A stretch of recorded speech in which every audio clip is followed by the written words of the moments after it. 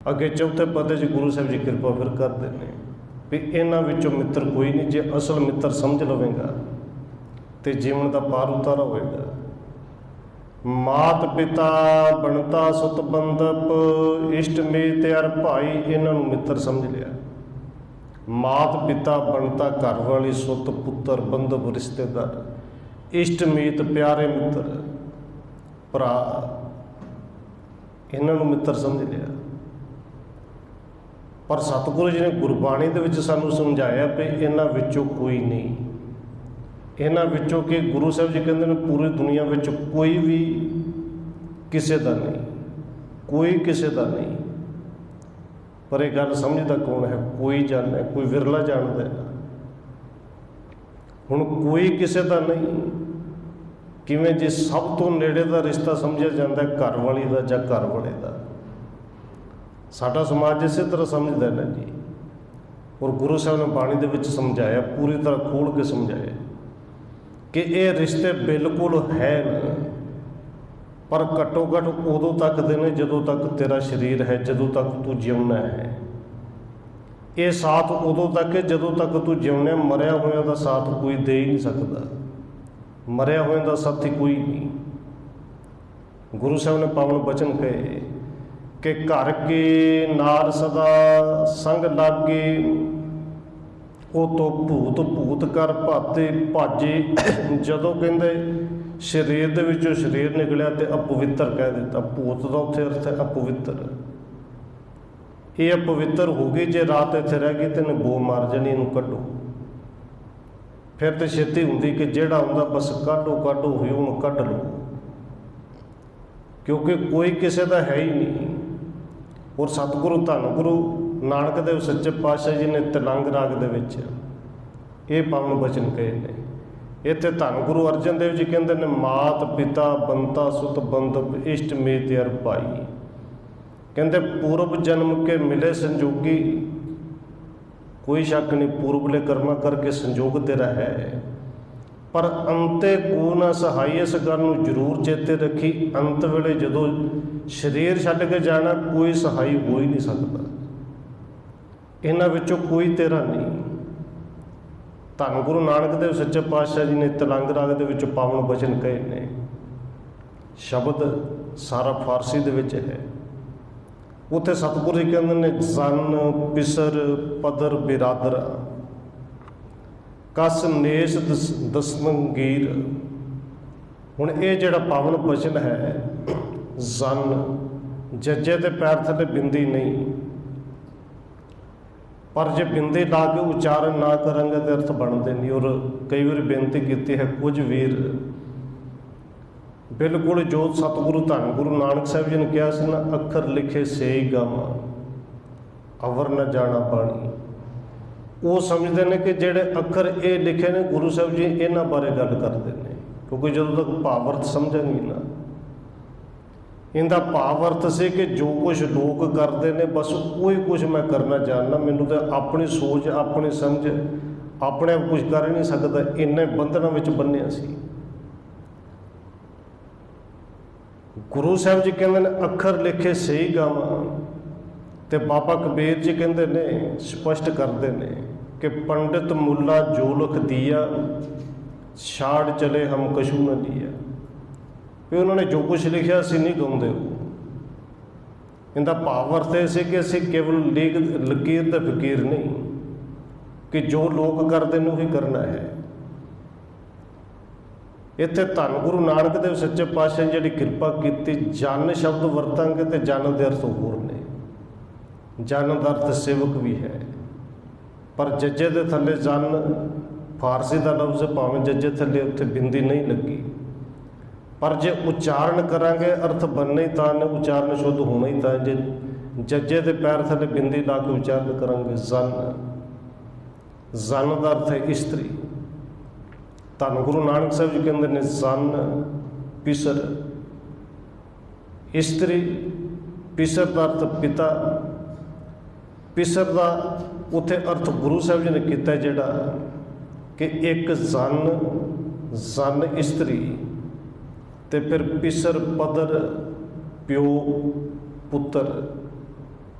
बिरादरां, बिरादरां दा अर्थ है भरावां, जिहड़े अर्थ धन गुरु नानक देव सच्चे पातशाह जी कर रहे हैं, जो किरपा गुरु अर्जन देव जी ने की, वही गुरु नानक साहब जी कह के गए कि इस्त्री होवे, प्यो होवे, पुत्तर होण, भरा होण। अगे कहते ने कस, कस का अर्थ है कोई भी। नेस, नेस का अर्थ होंदा है नेस्त, नेस्त का अर्थ भाव के नहीं। कस नेस कोई भी नहीं, इन्हां विचों भाई कोई भी नहीं तेरा, इन्हां विचों कि कोई भी नहीं, किसी का है ही नहीं कोई। कहते जन पिसर पदर बिरादरा, कस नेस दस्तंगीर। दस्त का अर्थ होंदा है हथ, ते गीर का अर्थ होंदा फड़न वाला। पेर दस्तगीर की साखी आप बड़ी बारी सुनी, पर असल में पेर दस्तगीर जिहड़ा उनका नाम नहीं, वो एक संप्रदाय उन्होंने कि हथ फड़न वाला। चेले ने जदों होना कि मैं तुहानूं अपना उस्ताद, अपना गुरु पीर मन्निया, मैं चेला बनना है, तो वो हथ फड़ के अपना कोई मंत्र, कोई कलमा नूं पढ़ाउंदा सी कि अज तो मैं तेरा गुरु हो गया, पीर हो गया। हथ फड़न वाला। हुण सतगुरु जी कहते हैं किसी का कोई भी हथ फड़न वाला नहीं। जन इस्त्री पिसर पदर, प्यो होवे, पुत्र होवे, बिरादरा, भरा होण। कस का अर्थ है कि कोई भी, नेस का अर्थ नहीं, इन्हां विचों कोई भी हथ तेरा फड़ ही नहीं सकता, फड़न जोगा है ही नहीं। कदों कहते आखिर व्यफ्तम, आखिर का अर्थ अखीर, व्यफ्तम का अर्थ है कि जदों डिग पवांगा।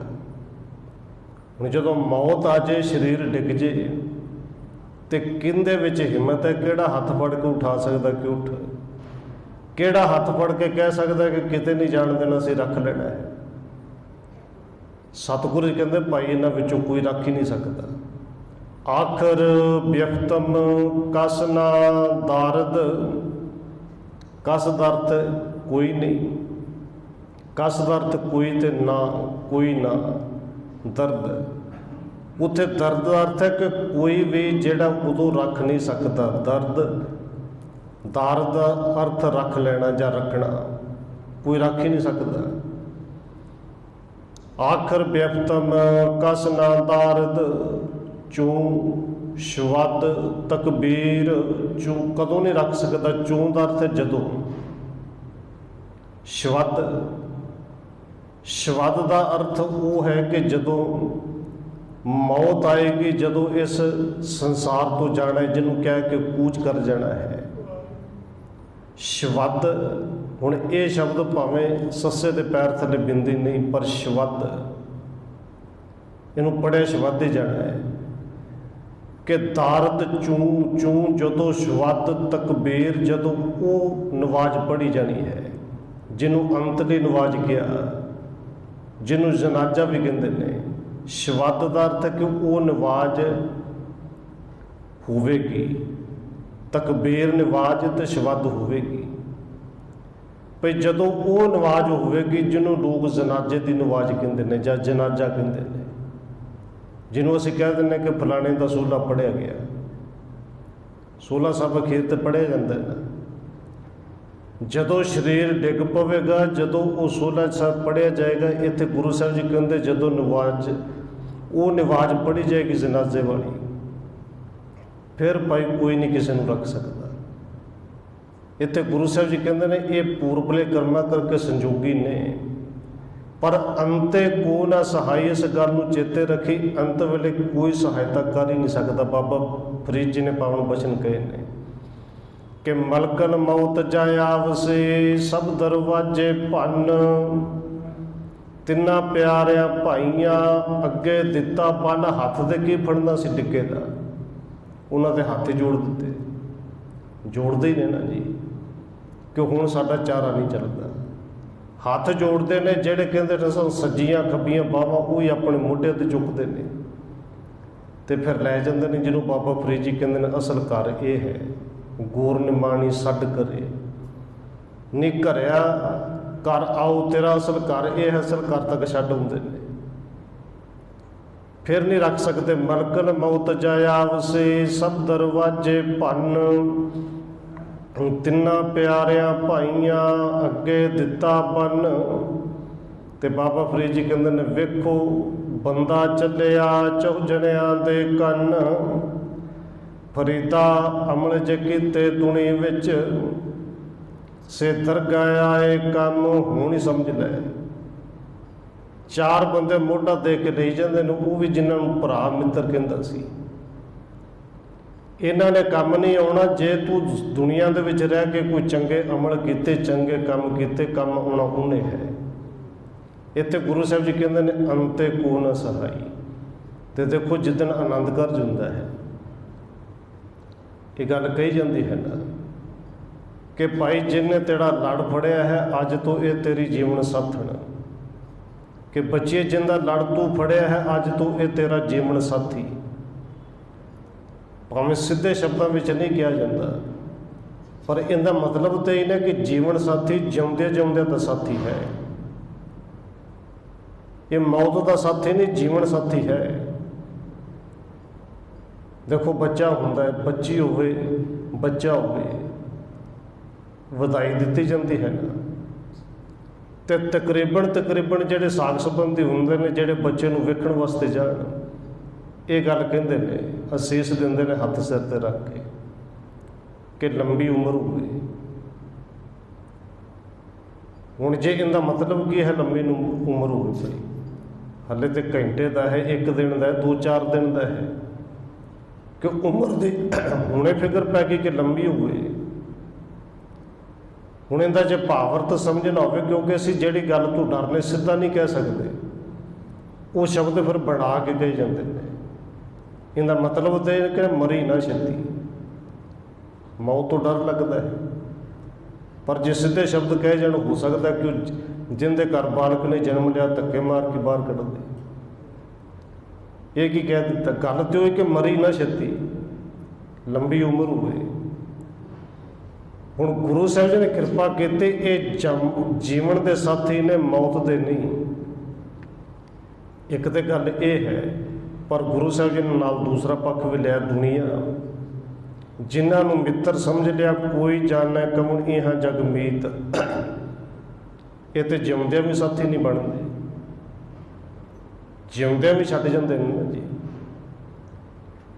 सतगुरु जी ने कृपा करके जिथे बाणी च समझाया, रिश्ता सब तो नेड़े इस्त्री का है, घर वाले का है, जां घर वाली का है।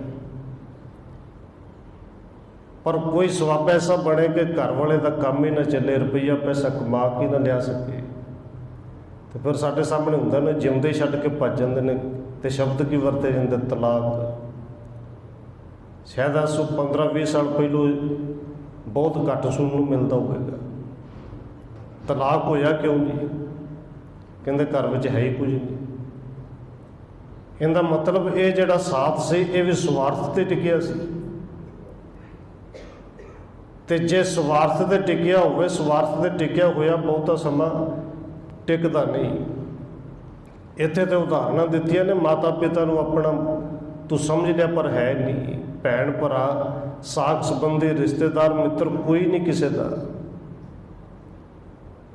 और गुरु साहब जी कहते हैं जिउंदियां भी छड्ड के भज जांदे जे। कदे उत्थे तलाक दे घर वाली की गल नहीं। गुरु साहब जी कहते हैं इवें दे स्वार्थी लोगों नाल जदों मित्रता करिए ना, वो जिउंदे ही साथ छड्ड जांदे ने। पावन बचन गुरु साहब दे पढ़ते आप कि मनमुखा केरी दोस्ती, तो ये दोस्ती है कदों तक? माया का संबंध। साख रिश्ता भावें कोई भी होवे, आपां वेखने है ना जी। पुत्र ना कमा के लिया होवे, ना करता होवे, तो अक्सर हुंदा कि निकल जा करो।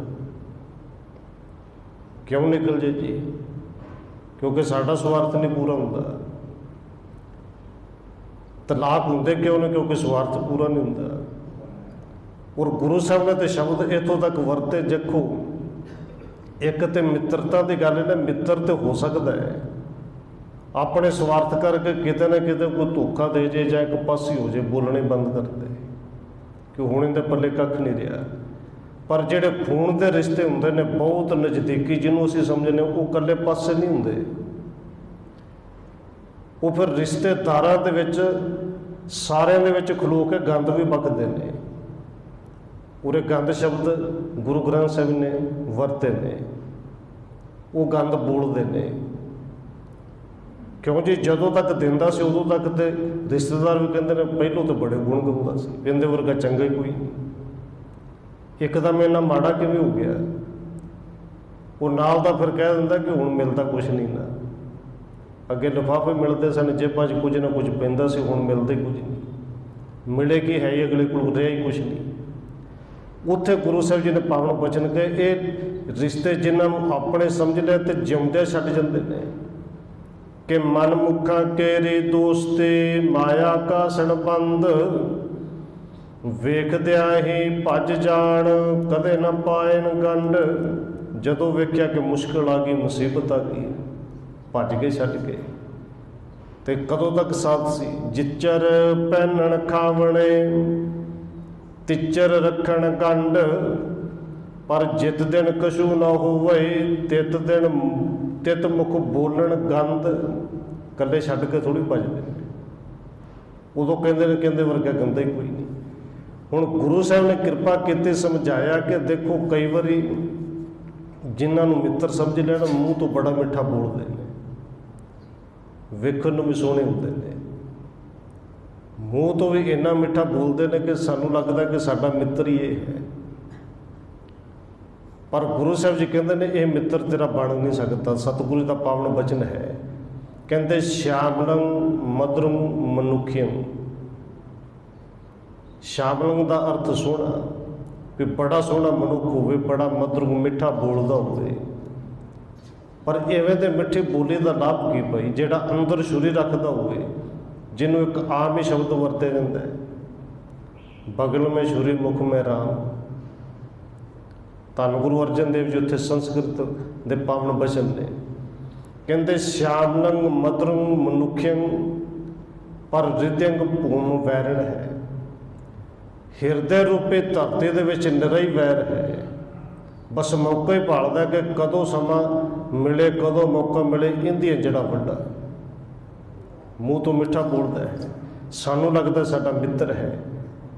ਉੱਥੇ ਗੁਰੂ ਸਾਹਿਬ ਜੀ ਨੇ ਸਾਨੂੰ ਸਮਝਾਇਆ, ਕਹਿੰਦੇ ਨਿਵੰਤ ਹੁਵੰਤ ਮਿਥਿਆ। ਇਵੇਂ ਦਾ ਮਿੱਠਾ ਬੋਲਣਾ, ਇਵੇਂ ਦਾ ਝੁਕ ਝੁਕ ਕੇ ਮਿਲਣਾ, ਇਵੇਂ ਦਾ ਕਹਿਣਾ, ਸਭ ਕੁਝ ਮਿਥਿਆ, ਸਭ ਕੁਝ ਝੂਠ ਹੈ। ਚੇਤਨੰ ਸਤ ਸਵਜਣ ਹੈ। ਸਤਿਗੁਰੂ ਜੀ ਸੁਚੇਤ ਕਰਦੇ ਨੇ, ਜੇ ਕੋਈ ਸੱਚ ਹੈ ਤੇ ਉਹ ਪਰਮੇਸ਼ਰ ਦਾ ਨਾਮ ਹੈ। ਹੋਰ ਧੰਨ ਗੁਰੂ ਅਰਜਨ ਦੇਵ ਜੀ ਨੇ ਸੌਖੇ ਸ਼ਬਦਾਂ ਵਿੱਚ ਸਾਨੂੰ ਸਮਝਾਇਆ, ਇੱਕ ਹਰਿ ਕੇ ਨਾਮ ਬਿਨ ਅੱਗੇ ਲਈਏ ਕੋਈ। ਇੱਥੇ ਗੁਰੂ ਸਾਹਿਬ ਜੀ ਕਹਿੰਦੇ ਨੇ ਭਾਈ ਕੋਈ ਮਾਤਾ ਹੈ, ਪਿਤਾ ਹੈ, ਘਰ ਵਾਲੀ ਹੈ, ਪੁੱਤਰ ਹੈ, ਬੰਧਪ ਨੇ, ਇਸ਼ਟ ਮੀਤ ਮਿੱਤਰ ਨੇ, ਚਾਹੇ ਕੋਈ ਭਰਾ ਹੈ, ਪੂਰਬ ਜਨਮ ਕੇ ਮਿਲੇ ਸੰਜੋਗੀ ਅੰਤੇ ਕੋ ਨਾ ਸਹਾਈ। ਅੰਤ ਵਿੱਚੋਂ ਕੋਈ ਸਹਾਇਤਾ ਤੇਰੀ ਕਰ ਹੀ ਨਹੀਂ ਸਕਦਾ। ਦੁਨੀਆ ਦੇ ਲੋਕ ਡਿੱਗੇ ਹੋਏ ਦੀ ਬਾਂਹ ਫੜ ਨਹੀਂ ਸਕਦੇ। ਜਿਹੜਾ ਧੰਨ ਗੁਰੂ ਨਾਨਕ ਸਾਹਿਬ ਨੇ ਪਾਵਨ ਬਚਨ ਕਿਹਾ ਕਿ ਆਖਰ ਵਿਅਕਤਮ ਕਸ ਨਾ ਦਾਰਦ, ਕਿ ਜਦੋਂ ਡਿੱਗ ਪਿਆ ਮੌਤ ਆ ਗਈ, ਮੌਤ ਨੇ ਡੇਗ ਦਿੱਤਾ, ਕੋਈ ਮਦਦਗਾਰ ਨਹੀਂ ਹੋਣਾ, ਕਿਸੇ ਨੇ ਬਾਂਹ ਨਹੀਂ ਫੜਨੀ। ਪਰ ਇੱਕ ਧੰਨ ਗੁਰੂ ਨਾਨਕ ਸਾਹਿਬ ਦਾ, ਮੇਰੇ ਗੁਰੂ ਦਾ ਘਰ ਐਸਾ ਹੈ ਕਿ ਜਿਹੜਾ ਇੱਕ ਵਾਰੀ ਬਾਂਹ ਫੜ ਲਵੇ ਉਹ ਫਿਰ ਬਾਂਹ ਛੱਡਦਾ ਹੀ ਨਹੀਂ, ਉਹ ਮਰਨ ਤੋਂ ਬਾਅਦ ਵੀ ਨਹੀਂ ਛੱਡਦਾ। ਭਾਵੇਂ ਭੱਟ ਚਾਂਦ ਜੀ ਨੇ ਪਾਵਨ ਬਚਨ ਕਹੇ ਨੇ ਕਿ ਗੁਰੂ ਤੇਗ ਬਹਾਦਰ ਸਾਹਿਬ ਜੀ ਦੇ ਮੂੰਹ ਤੋਂ ਆਪਣੇ ਮਨ ਨੂੰ ਕਹਾਉਂਦਾ, ਕਿਉਂਕਿ ਕਵੀ ਹੈ, ਕਿ ਗੁਰੂ ਤੇਗ ਬਹਾਦਰ ਸਾਹਿਬ ਦੀ ਸ਼ਰਨ ਵਿੱਚ ਆਏ ਤੇ ਉਸ ਗੁਰੂ ਦੀ ਸ਼ਰਨ ਵਿੱਚ ਆਏ ਜਿਹੜਾ ਕਹਿੰਦਾ ਹੈ ਕਿ ਇੱਕ ਵਾਰੀ ਬਾਂਹ ਫੜ ਲਈਏ ਤੇ ਇਹ ਬਾਂਹ ਫਿਰ ਛੱਡੀ ਨਹੀਂ ਜਾਣੀ। ਇੱਕ ਵਾਰੀ ਜਿਹਨੇ ਬਾਂਹ ਫੜ ਲਈ, ਕਹਿੰਦੇ ਮੇਰਾ ਗੁਰੂ ਉਹ ਹੈ ਕਿ ਬਾਂਹ ਪਕੜੀ ਹੈ, ਸਿਰ ਦੀਜੇ ਬਾਂਹ ਨਾ ਛੁੱਟੀ ਹੈ। ਉੱਥੇ ਪਾਵਨ ਬਚਨ ਉਹ ਭੱਟ ਚਾਂਦ ਜੀ ਨੇ ਕਹੇ ਨੇ ਕਿ ਤੇਗ ਬਹਾਦਰ ਬੋਲਿਆ ਤਰ ਪਈਏ, ਧਰਮ ਨਾ ਛੁੱਟੀਏ ਬਾਂਹ ਜਿਨ੍ਹਾਂ ਦੀ ਪਕੜੀ ਹੈ, ਸਿਰ ਦੀਜੇ ਬਾਂਹ ਨਾ ਛੁੱਟੀਏ, ਭਾਵੇਂ ਸਿਰ ਦੇਣਾ ਪੈ ਜੇ। ਸਤਿਗੁਰੂ ਜੀ ਨੇ ਕਿਰਪਾ ਕੀਤੀ ਪਈ ਇਹ ਜਿਨ੍ਹਾਂ ਨੂੰ ਮਿੱਤਰ ਸਮਝ ਲਿਆ ਨੇ ਇਹ ਕੋਈ ਵਿਰਲਾ ਜਾਣਦਾ ਕਿ ਅਸਲ ਵਿੱਚ ਸਾਡੇ ਮਿੱਤਰ ਹੋ ਸਕਦੇ ਨੇ ਪਰ ਜਿਉਂਦਿਆਂ ਜੀ। ਮੌਤ ਦਾ ਮਿੱਤਰ ਇਹਨਾਂ ਵਿੱਚੋਂ ਕੋਈ ਨਹੀਂ, ਅੰਤੇ ਕੋ ਨਾ ਸਹਾਈ। ਹੁਣ ਗੁਰੂ ਸਾਹਿਬ ਜੀ ਨੇ ਕਿ ਫਿਰ